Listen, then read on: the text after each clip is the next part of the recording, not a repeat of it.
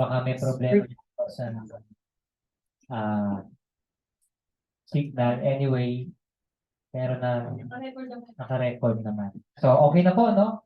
Ako meron kayong mga ballpen. Kayo, pakita mo yan. Okay? So, tayo po ay manalangin. God of Abraham, God of Isaac, God of Jacob, God of Israel.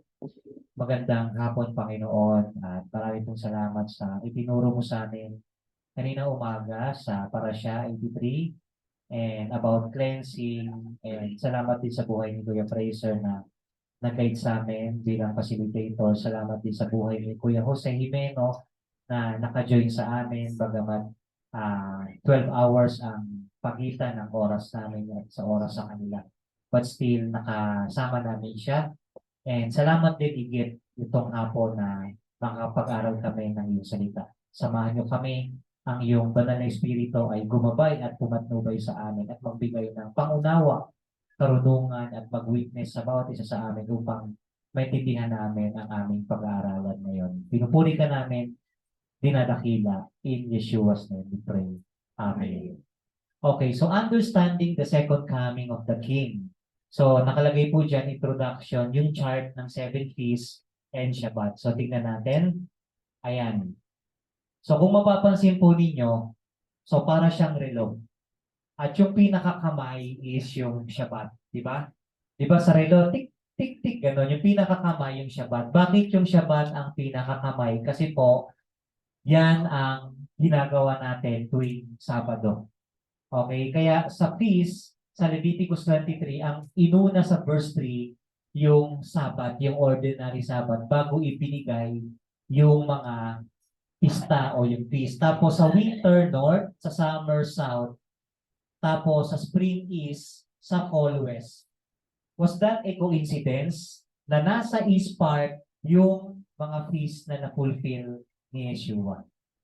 Galing, no? And nasa east part din ang Mount of Olives, no? So alam naman natin yung Pesach na fulfill niya yan kasi siya yung Paschal Lamb na who takes away the sin of the world. Inalay niya yung kanyang buhay na parang tupa para po sa pangtubos ng kasalanan. And then yung matzah o yung unleavened bread, walang lebadura na pinapakita na si Yeshua ay walang kasalanan. And then yung first fruit, yung barley harvest, no? May kita po natin dyan. Tapos yung counting nung Shavuot, no? Yung 49 days, kinabukasan 50, yung celebration ng Shavuot.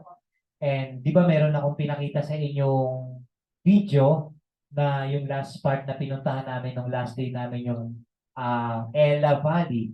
Doon sa Ella Valley, pinakita ko sa inyo sa video yung Omer, no? Yung hawak ni Joel. That is the wheat Omer counting. Makikita nyo nakahalong handusay lang doon yung mga wheat kasi ready to harvest na yun. I-harvest na yun ng mga farmers. And yun yung significance nung May 25 kung saan bakit tayo nagka-counting ng Omera. And then yung first fruit, di ba? Si Yeshua yung first fruit from death, no? After 3 days, he rose again. And then yung Shavuot, yun nga, yung outpouring ng Ruach HaKodesh na magbigay ng gift of tongues in different languages, mai-share ang Torah ng mga disciples sa iba't ibang lahi. Okay? Ngayon, pagdating dun sa fall, yan yung mga ipo-fulfill ni Yeshua pagdating niya. Yang Yom Teruah, yung Yom Kippur, yung Sukkot, kasama yung Shemini Atzeret na part ng Sukkot, di ba? O yung tinatawag na ika-8 days. So, bakit yan ang ating introduction? Kasi, tingnan niyo po ang itsura ng chart, parang relo. Time frame, di ba? So, yan po yung dapat nating binabantayan yung bawat mga feast na sineselebrate po natin. Kasi hindi lahat ng churches ay nagse-celebrate na mga pista. Ayaw nga nila yan eh. Kasi sabi nila para lang daw sa mga Hudyo. Pero napakalaki ng nabimiss nila. Hindi nila maintindihan ng scripture kung wala ang 7 feast. Especially yung plano ng Diyos na tumutukoy dyan sa 7 feast. Next. Ay, oo. Ayan. So, pakibasa nga po ang sinasabi sa Luke 21:24-28. Pakibasa niyo pong lahat. Pakilitan pa ng konti para ano. Ayan. Go. They will follow by the day of the sword. In that way, God did in all nations, and the Israelites have been trampled by Gentiles, and the lives of the Gentiles are fulfilled. And there will be signs and sun and moon and stars, and then the earth distress of nations is perplexity because of the rolling of the sea, And and the waves people people painting in fear and with foreboding of what is coming to the world. For the powers of the heavens will be shaken, and then they will see the Son of Man coming in a cloud with power and great glory. Now, when these things begin to take place, straighten up and raise your heads, because your redemption is drawing near. Ayan. Okay. So, nakita niyo, no? Sabi, yung Jerusalem will be trampled by Gentiles. So, ano ba ang nangyari? Ano na yung mga nangyari sa Jerusalem tsaka sa Israel? Papakita natin. Number one, invaded by Gentile nation. So, yung nakikita niyo po na yan, na pinicturean ko, yan ang Caesarea. Okay? Yung Caesarea po na yan, sino ang tumungtong dyan? Nasa ilalim. Pakita natin. Ayan, Caesarea was created by the vision of Herod the Great, and he brought Roman culture. Nagustuhan kasi ni Herodes ang kultura ng Romano, kaya sabi niya, dadali ko ang kultura ng Romano dito sa Caesarea. Then, sumunod dyan, habang nangyayari yon, nagkaroon ng tinatawag na Byzantine period. Alam niyo po yung Byzantine period? Pag sinabing Byzantine period, yung mga Romans naging Christian. Okay, yun ang Byzantine period. Tapos, pumasok din ang mga Arabo. Tapos, pumasok din ang mga Crusaders. Yung mga Crusaders po na yan, yan yung mga taga-Europe naman, no? So, Caesarea was under Crusader control from 1101 to 1187. Then it was conquered by Saladin, the Sultan of Egypt and Syria. The Crusaders wrestled it away again in 1191. Then, after that, Caesarea became the capital of Judea when Herod died. Pagdating po ng 7th century, Caesarea and the rest of Israel was conquered by the Muslims. So, bakit ganun kadaling atakihin yan? Kasi nandyan sa tabi niyan ang Mediterranean Sea. And alam naman natin na ang dagat ay isang ginagamit na tool o transportasyon para makapunta sa isang lugar, tama? So, kung titingnan natin yung senaryo, yun ang naging dahilan kung bakit madali yang napasok. Okay? So, nakita nyo, no? Trampled by the Gentiles. Yung nangyari sa Jerusalem o sa Israel. Next. Yan yung Megiddo. Yan yung magiging Armageddon sa mga susunod na panahon. Yan yung nasa Book of Revelation. So anong nangyari diyan sa Megiddo? Pag nandiyan kayo sa ibabaw, tanaw na tanaw nyo ang Israel, ang buong Israel, no? Sa ibaba niyan, tingnan natin. So the Judean king, anong nangyari sa Megiddo? The Judean king Josiah refused to let the Egyptians pass. The Judean forces battled the Egyptians at Megiddo, resulting in Josiah's death and his kingdom becoming a vassal state of Egypt. Kasi noong time po na yan, walang gustong lumaban. Maliban kay King Josiah, and that time si King Josiah ay batang hari.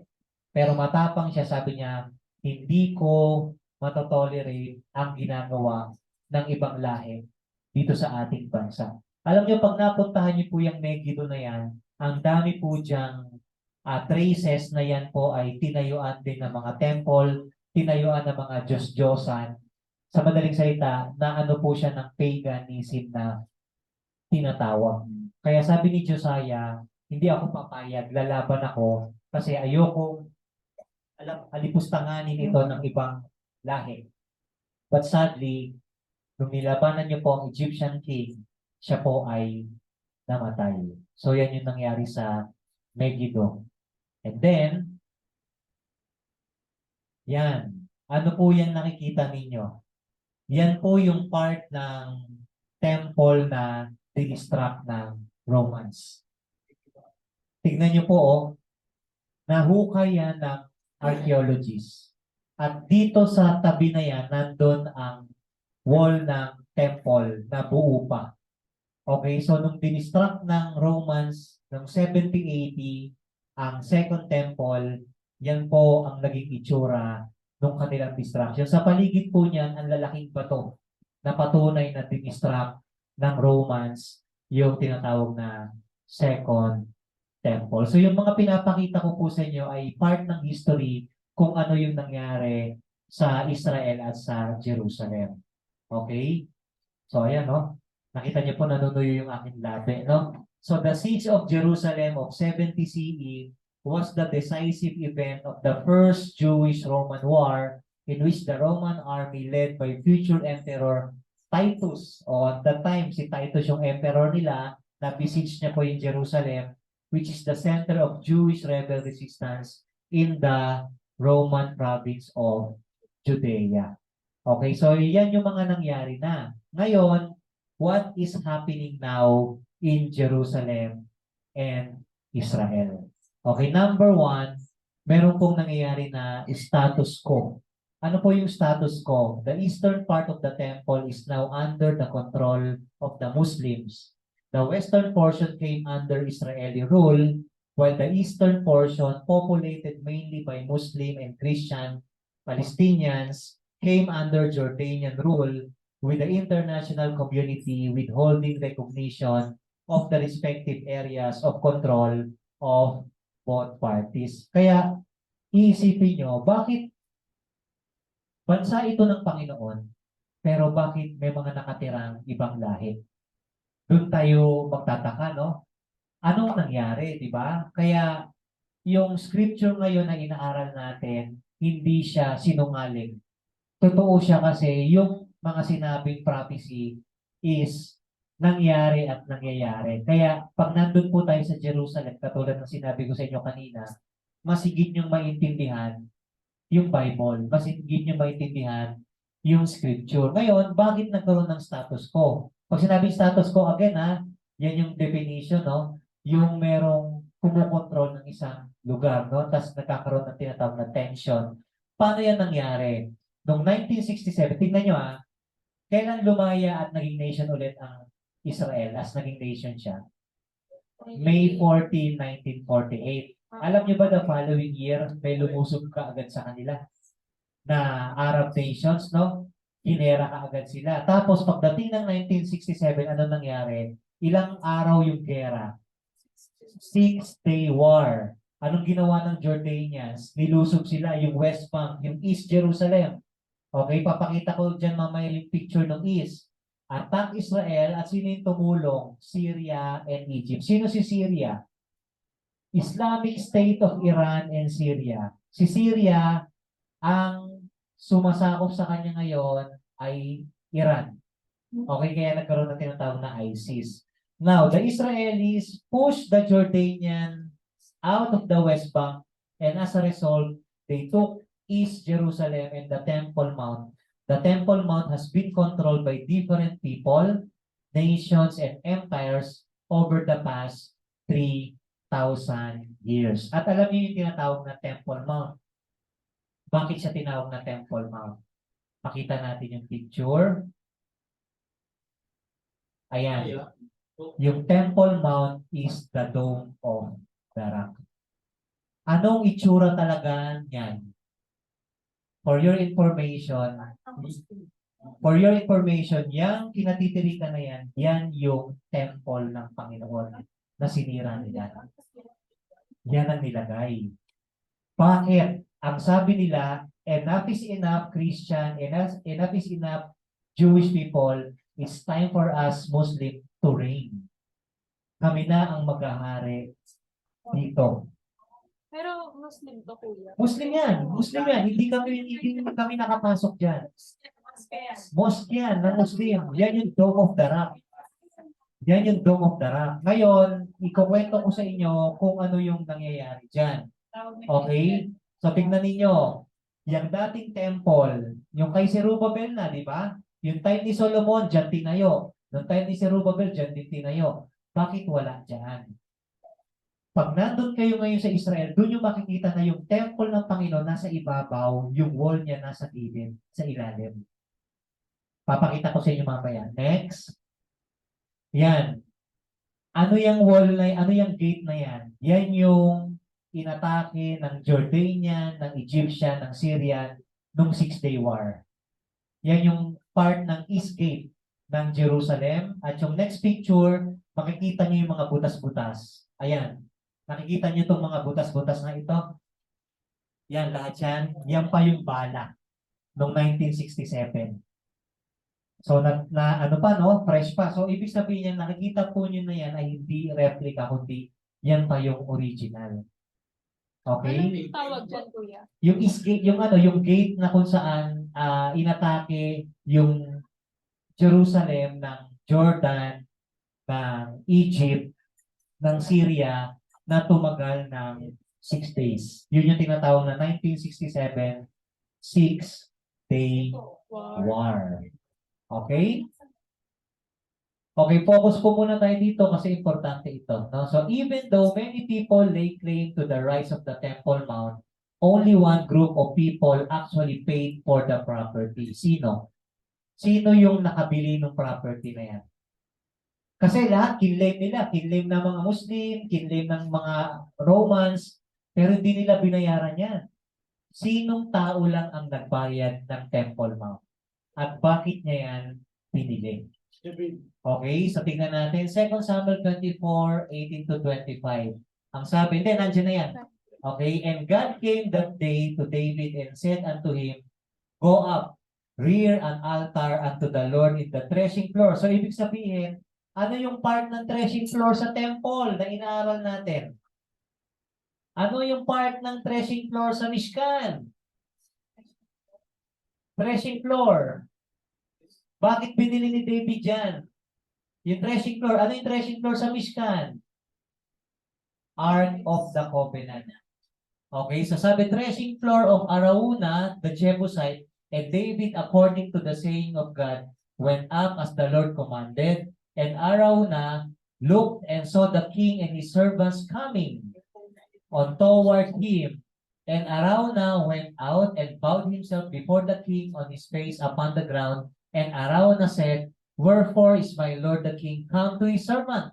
And David said, to buy the threshing floor of you, to build an altar unto the Lord, that the plague may be stayed from the people. And Arauna said unto David, let my lord the king take and offer up what seemeth good unto him. Behold, here be oxen for burnt sacrifices, and threshing instruments, and other instruments of the oxen for wood. All these things did Arauna as a king give unto the king. And Arauna said unto the king, the Lord thy God accept thee. And the king said to Arauna, nay, but I will surely buy it of thee at a price, neither will I offer burnt offerings unto the Lord my God of that which doth cost me nothing. So David bought the threshing floor and the oxen for 50 shekels of silver, and David built there an altar unto the Lord, and offered burnt offerings and peace offerings. So the Lord was entreated for the land, and the plague was stayed from Israel. Ang tanong, bakit kating-kati si David na bilhin yung threshing floor? Kasi yan ang Mount Moriah. Ano yung Mount Moriah? Ano yung Mount Moriah? Doon inoffer ni Abraham si Isaac. Kaya pinag-aagawan yan. Kaya selos na selos ang mga Muslim. Kasi covenant people sino? Covenant san sino? Si Isaac. Sino kapatid ni Isaac? Ishmael. Kinakam-kam ngayon ng Muslim ang Temple Mount. Kasi sabi nila, amin yan. Amin yan. Si Ishmael ang naunang anak. Pero hindi siya ang covenant son, kundi si Isaac. Kaya sabi ni David, bibiling ko yan. Tatayo dyan ang temple kasi yan ang Mount Moriah. Galing, no? Grabe. Ngayon, nasan si David bago niya bilhin ang Mount Moriah? Tingnan natin. Ayan. Eto na ngayon yan. Eto po yung East Gate na kung saan sinimentohan nila. Pag nakapunta po kayo ng Israel, cemetery yan. The oldest cemetery na nagpa-function pa in the world. Kasi di ba may mga cemetery na matanda na wala na, pero ito nagpa-function pa, may mga nalilibing pa.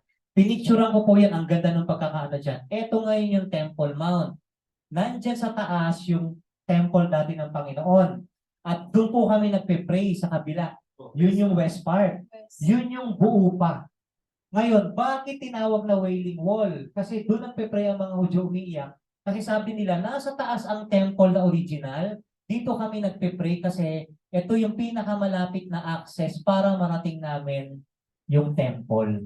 Naget nyo na? Bakit nagpe-pray ang mga Hudyo doon? Kasi yun yung near access nila. Kasi hanggang ngayon, kinikilala nila na yung temple ng Panginoon originally sa Jewish people na tinayuan ngayon ng Muslim ng Dome of the Rock. Nakita niyo kung paano binaboy. Ngayon, nasan si David? Ano itong lugar na ito? Ano yung lugar na yan? This is the land of the Canaanites. Nung pinaano sa kanila yung land of flowing with milk and honey, ito yung Canaanites. Nandito si David, nandito yung city of David. Ngayon sabi niya, bakit niya bibilin itong threshing floor dito sa Jerusalem? Ito yung Canaanite city. From here, binili ni David ito kasi alam niya ito yung tinatawag na Mount Moriah kung saan inoffer ni Abraham si Isaac. Nakikita niyo sa offering pa lang na yon na inaral natin, makikita na natin na ang ram na pinalit kay Isaac is none other than Yeshua, the Messiah himself na magiging king ng Jerusalem. Ngayon, dito sa part na ito, nandyan ang Golgotha na tinayuan ng Holy Sepulchre. Kinurap na naman. Anong tinuturo sa Holy Sepulchre? Pagka tawag dito, pagka napunta kayo ng Israel, sasabihin, Holy Sepulchre yun. Pero ang original niya, nandito somewhere part na to, yung Golgotha, kung saan dinala ang Messiah Yeshua. So may ipapakita pa akong isang ganito. Ito, mapa to dun pero ipapakita ko sa inyo mamaya, replica ng buong Jerusalem na nandun sa part. Okay, so at least naintindihan nyo na, no? Kaya pag nakikita nyo yan sa mga picture, yan ang original na templo ng Panginoon kung saan ipinapasok yung mga offering and sacrifices. Doon ko lang naintindihan na pag nandito ka sa baba, daan yan. Yan yung tinatawag na old city, old street, daan yan. Tapos may part na mataas, nasa ibabaw ang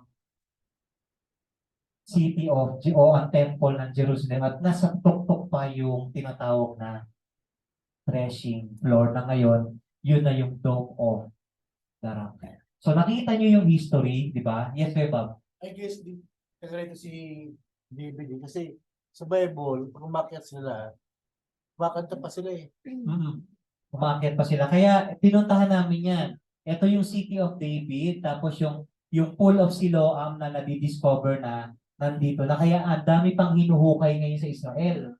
May mga part doon na kala mo road widening, pero hindi. May hinuhukay pa na mga natutuklasan about sa history ng bansa. Ayan. So ito yan, no?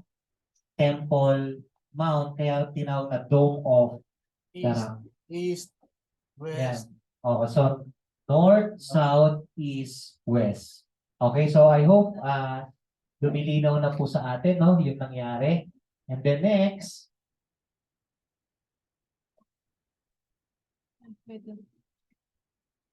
Ano yung bato yan? Kasi, so ano yan, parang, alam niyo sa mga mall, yung pinapakita yung buong ano. ano yung bato? Ito bato talaga. Yan, ito na, lakihan natin yan. Ay, hindi na siya. Diyan kayo malulungkot. Hindi siya kaya. Kuya. Ay, hindi kaya. Tingnan ninyo, ayan.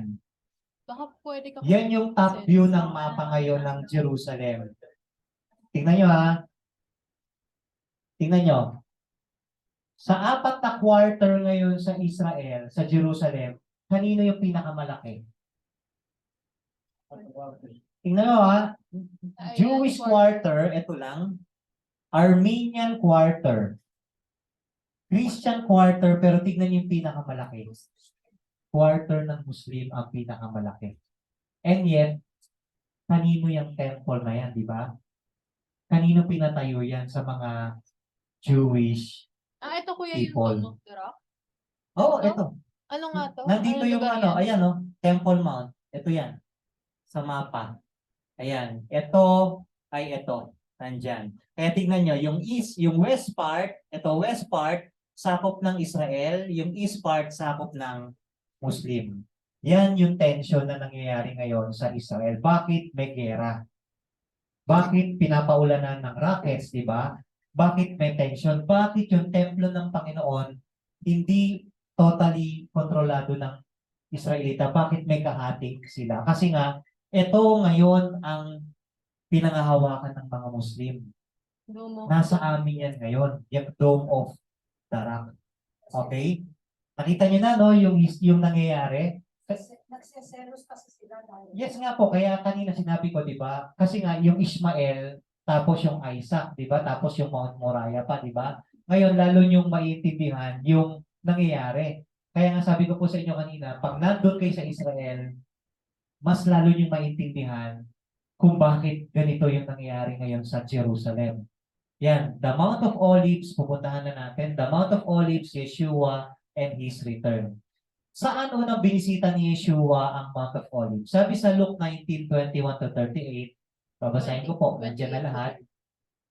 Yan. When he had said this, he went on ahead going up to Jerusalem, and it came to pass when he drew near to Bethphage and Bethany at the mountain called Olivet, that he sent two of his disciples, saying, Go into the village opposite you, where as you enter you will find a colt tied, on which no one has ever sat. Loose it and bring it here, and if anyone asks you, why are you loosing it? Thus you shall say to him, because the Lord has need of it. Naintindihan niyo yung sinabi sa Luke? Yung donkey na sinakyan ni Yeshua papuntang Jerusalem, inutos niya sa disciples niya na kunin sa Jerusalem. Bakit nasan siya noon? Nasa Mount of Olives siya, katapat ng temple. Papakita ko po sa inyo yung itsura mamaya. Now, nung babalik na si Yeshua sa Ama, saan siya nakatungtong? Sabi sa Acts 1:9-12, Now when he had spoken these things while they watched, he was taken up, and a cloud received him out of their sight. And while they looked steadfastly toward heaven as he went up, behold, two men stood by them in white apparel, who also said, Men of Galilee, why do you stand gazing up into heaven? This same Yeshua who was taken up from you into heaven will so come in like manner as you saw him go into heaven. Ito na. Then they returned to Jerusalem from the mount called Olivet, which is near Jerusalem, a Sabbath day's journey. So ibig sabihin, na witness ng mga disciples yung pag-akyat ni Yeshua sa langit, saan nangyari? Sa Mount of Olives. Now, ito na. The return of the King, His return. Ang sabi sa Zechariah 14:4, And in that day, His feet will stand on the Mount of Olives, which faces Jerusalem on the east.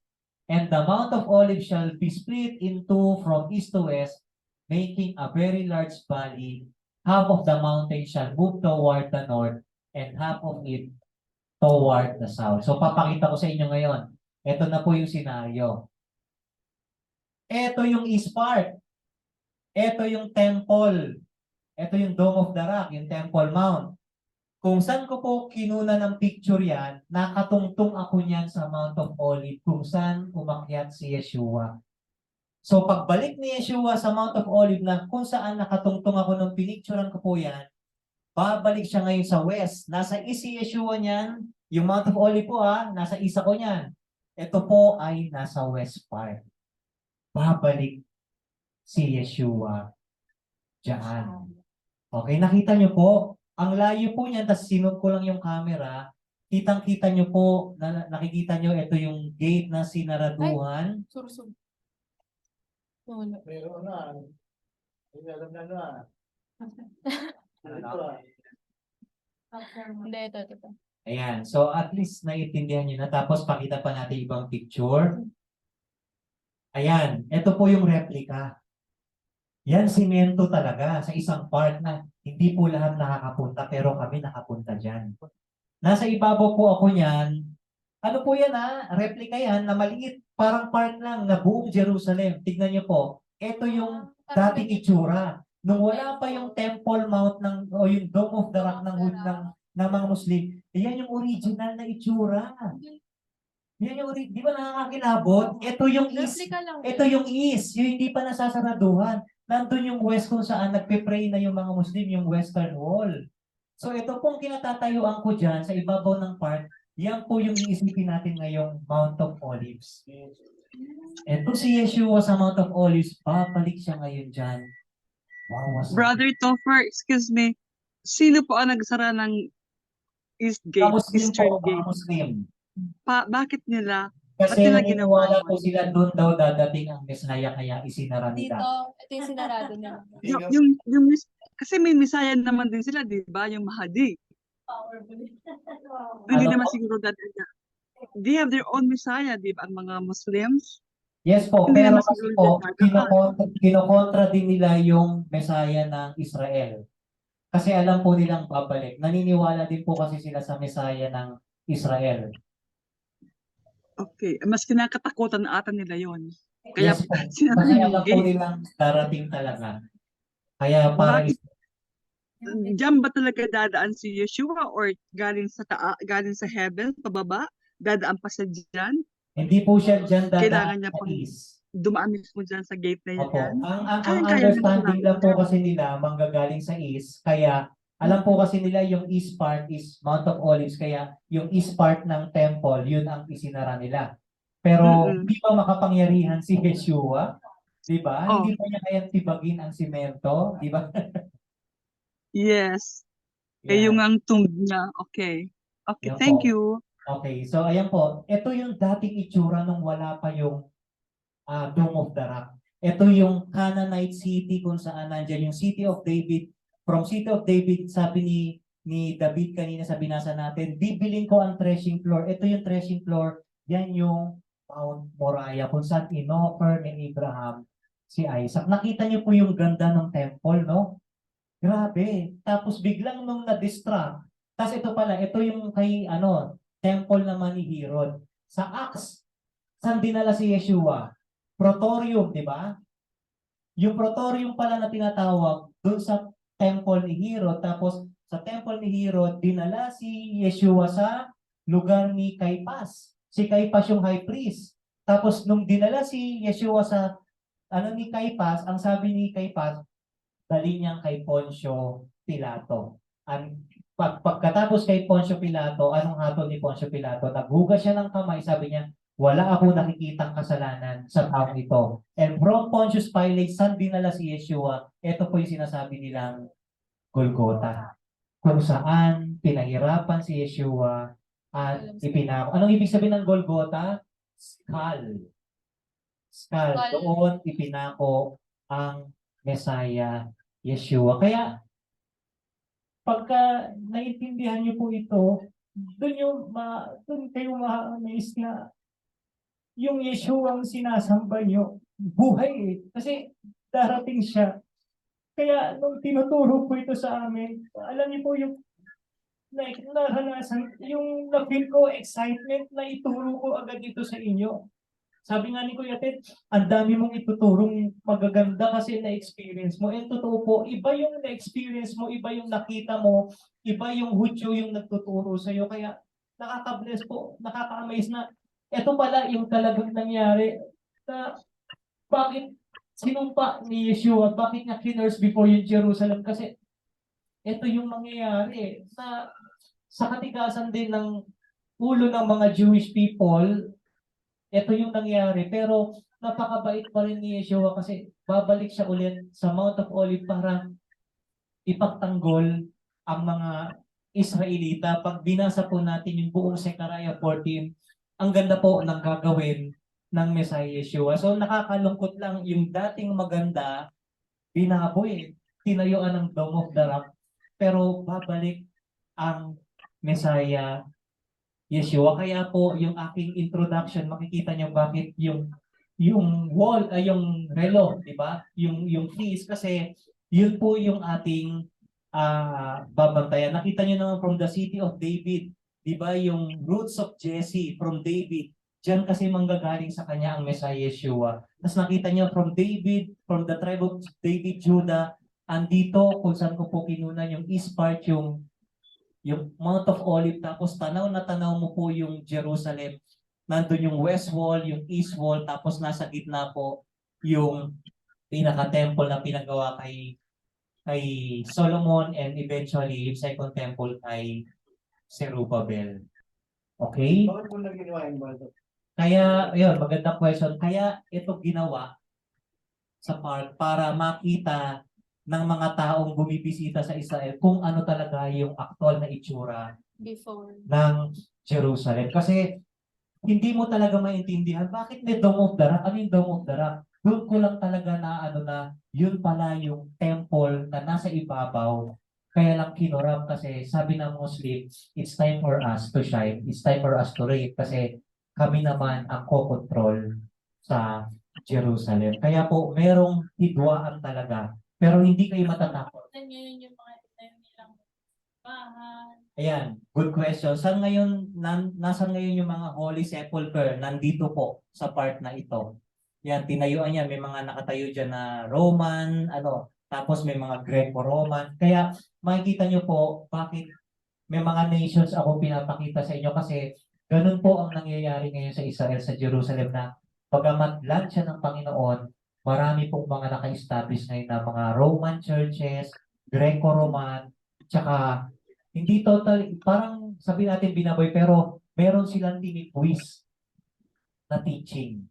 Katulad niyan, yung Holy Sepulchre, anong tinuturo sa Holy Sepulchre? Nung pumasok po kami doon, hindi ako na-excite kasi ang makikita mo doon sa loob is Katolikong-Katoliko. Katolikong-Katoliko. Pero bakit namin pinuntahan? Para lang ipakita na kung paano kinokorap ng ibang nation, yung supposedly dapat na matutunan na totoo ng tao. Kaya pag ikaw ay messianic grafted in at pinuntahan mo yan, doon mo ngayon malalaman yung totoong nangyari. Na ito pala, yung nakatayo ngayon dyan na nakikita nating Dome of the Rock, ang original is ito, na dinistract lang. Pero maaano ka rin, nung dinistract kasi ng Romans, no 70 AD ang temple, sino yung nagpatayo pa niyan? Yung mga Ottoman. Sila na rin yung nag-ayos. Kaya pagdating sa Israel, meron kayo makikita na city walls na mga Ottoman Empire na yung nagpa-ayos. Okay, next. Back lang, bakit pinayagan na magkaroon? Natayuan siya ng Dumokjara. Yun nga, yung Six-Day War. Dahil dun talaga. Dahil sa Six-Day War. Kasi na, kiniklaim na talaga ng mga, yung Palestine, di ba? Doon na nag-start yan eh.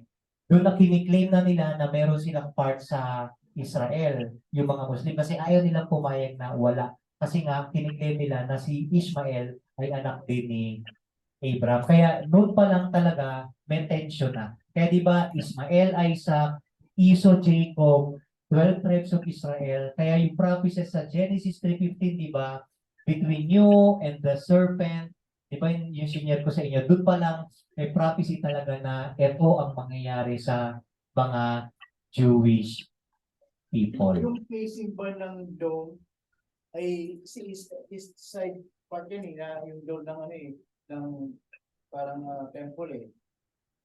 Ganyan din sila, nasa east din yung pinaka-entrance ng dome. Ganyan-ganyan, kuya. Ganyan-ganyan. Kasi ito ang Mount of Olives. Sa ilalim ng Mount of Olives, Kuya Bob, nandun ang Garden of Gethsemane. Kaya ang tanong ko kay Well, nung si Yeshua ba, bago siya patayin, nung nag-pray siya sa Garden of Gethsemane, naka-face ba siya sa western part? Sabi niya, most probably. Bagamat hindi sinabi ng scripture, pero most probably. Kasi ito po yan kalye yan ngayon, kalye. Diyan ngayon dumadaan yung mga sasakyan. Ito yung old city, old street na tinatawag. Sa modern ngayon, diyan yung makikita yung mga dumadaan ng mga sasakyan. Tapos sa ilalim po niyan, tanaw na tanaw yung maliit na garden. Nandun yung 100 years old na mga olive tree kung saan nag-pray si Messiah Yeshua sa Garden of Gano'n pala Gethsemane. Ito, Ito, saka to. from west side. Ito. Tayo lang yun eh. O gano'n ba tayo? Ah, din. kung tatansyahin po para kang nasa ibabaw ng Tagaytay, yung rotonda, tapos bababa ka ng Buhok. Buhok, yung part ng silang ng Buhok. Wala mo. Malayo-layo, di ba? Ganon ang distansya. Pero nilalakad lang namin yon. Kasi pababa talaga. Pag ganyan. Tapos ang nakakatuwa, ang ibig sabihin ng Gethsemane is pruning of olive. Kaya pala doon nag-pray ang Messiah Yeshua kasi siya yung magpuprune sa atin, siya yung magpapahinog ng faith natin kasi siya yung ating olive tree. Walang iba kundi ang Messiah Yeshua. Kaya nga sabi ni Joel, bakit sa dinami-dami, ang kailangan pangsinde sa minora sa loob ng Mishkan is from the olive tree, yung olive oil. Ibig sabihin, pruning. Ang significance sa atin, hihinugin ka ng Messiah para lalong lumalim ang pananampalataya mo sa Kanya. Kaya, bakit siya doon nag-pray sa Gethsemane? May mga olive oil kasi yung faith niya sa Ama, grabe. Ipinagkatiwala niya sa Ama yung mangyayari sa Kanya. Okay, next. Malapit na po tayong matapos.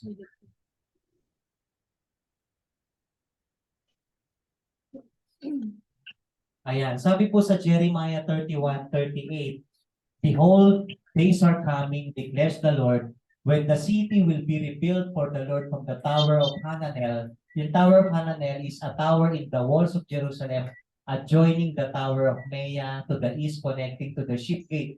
It is mentioned in Nehemiah 3:1 and Nehemiah 12:39 to the corner gate. Ang sabi rin sa Jeremiah 30:18, Thus says the Lord, Behold, I will restore the fortunes of the tents of Jacob and have compassion on his dwelling places, and the city will be rebuilt on its ruin, and the palace will stand on its rightful place. So going back to my introduction, yung di ba kanina, yung feast, Shabbat, the feast in Jerusalem will be the time frame of Yeshua's second coming, and let us be watchful. Sabi sa Micah 7:7, But as for me, I will watch expectantly for the Lord. I will wait for the God of my salvation. My God will hear me. And then Luke 21:36, But keep on the alert at all times, praying that you may have strength to escape all these things that are about to take place and to stand before the Son of Man. To end, Yeshua said in Revelation 22:12, And behold, I am coming quickly, and my reward is with me to give to everyone according to his word. Baruch Hashem Adonai, Yod Heh, Baruch